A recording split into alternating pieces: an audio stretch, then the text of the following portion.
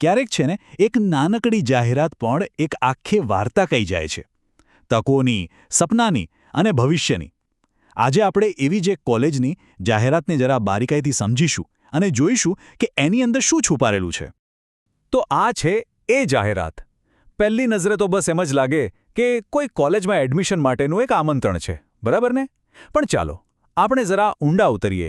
એની પાછળ જે સંદેશા છુપાયેલા છે ને, એને ઉકેલીએ અને સમજીએ કે આ જાહેરાત ખરેખર કોને અને શું કહેવા માંગે છે. તો કોઈ પણ આમંત્રણને સમજવું હોય તો સૌથી પહેલો સવાલ શું આવે કે ભાઈ આ આમંત્રણ કોના તરફથી છે? બસ, તો ચાલો આપણે સૌથી પહેલાં આ કોલેજ કોની છે, એની ઓળખ શું છે અને એના નામ પાછળનો હેતુ શું છે એ સમજીએ. ચાલો, હવે જરા ઝૂમ ઇન કરીએ આ કોલેજના લોગો પર.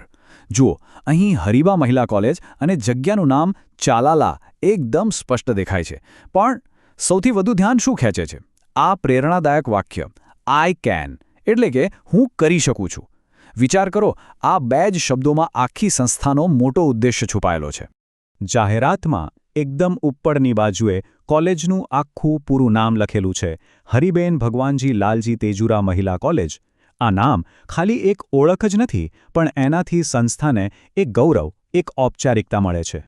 અને લોગોમાં જ સ્થાપનાની તારીખ પણ છે, 7 ઓક્ટોબર 2021. આનો મતલબ શું થયો કે આ એકદમ નવી સંસ્થા છે, હજુ હમણાં જ શરૂ થઈ છે. અને એનો એક બીજો અર્થ એ પણ કાઢી શકાય કે તે શિક્ષણ ક્ષેત્રે કદાચ નવા વિચારો અને એકદમ ફ્રેશ એનર્જી લઈને આવી હશે, જે આજના સમય માટે કેટલી જરૂરી છે, ખરું ને? સારું, તો આપણે કોલેજની ઓળખ તો જાણી લીધી, પણ હવે સવાલ એ છે કે આ સંસ્થા વિદ્યાર્થીનીઓ માટે ભવિષ્યના કયા દરવાજા ખોલી રહી છે? મતલબ કે અહીં કયા કયા કોર્સ ઉપલબ્ધ છે? ચાલો, એમના શૈક્ષણિક કાર્યક્રમો પર એક નજર નાખીએ. ઓકે, તો અહીંયા મુખ્યત્વે 3 ગ્રેજ્યુએટ ડિગ્રીઓ જોવા મળે છે. પહેલું છે BA એટલે કે બેચલર ઓફ આર્ટ્સ, બીજું છે BCom વાણિજ્ય માટે, અને ત્રીજું છે BCA એટલે કે કમ્પ્યુટર એપ્લિકેશન્સ.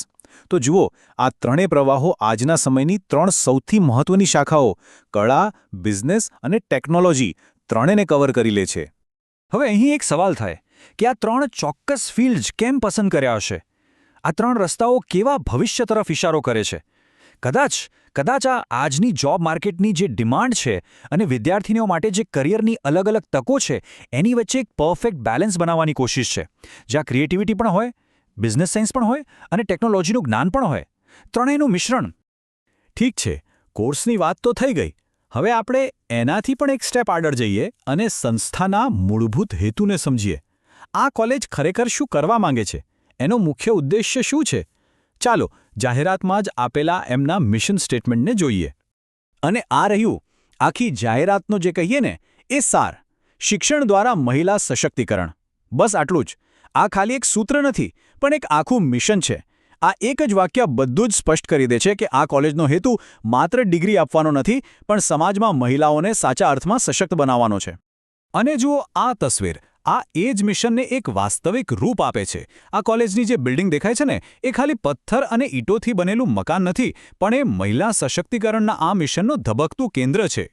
ઓકે, તો હવે આપણે જાહેરાતના લગભગ છેલ્લા ભાગ પર આવી ગયા છીએ, જ્યાં એ બધી પ્રેક્ટિકલ માહિતી આપી છે જે એડમિશન લેવા ઈચ્છતા વિદ્યાર્થીઓ અને એમના વાલીઓ માટે સૌથી કામની છે.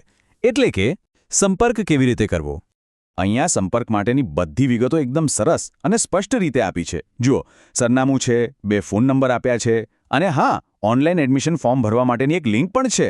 આ બતાવે છે કે સંસ્થા સુધી પહોંચવું કેટલું સહેલું છે અને એ લોકો આજના ડિજિટલ જમાના સાથે બરાબર ચાલી રહ્યા છે. તો આ આખા વિશ્લેષણ પછી અંતમાં એક મોટો સવાલ મનમાં આવે છે કે સ્થાનિક સ્તરે, ખાસ કરીને મહિલાઓ માટે આવી વિશિષ્ટ શૈક્ષણિક તકો ઊભી કરતી સંસ્થાઓ એ કોઈપણ સમાજના ભવિષ્યને ઘડવામાં કેટલી મોટી અને કેવી મહત્વની ભૂમિકા ભજવી શકે છે? આ એક એવો મુદ્દો છે જેના પર આપણે સૌએ વિચારવું જોઈએ.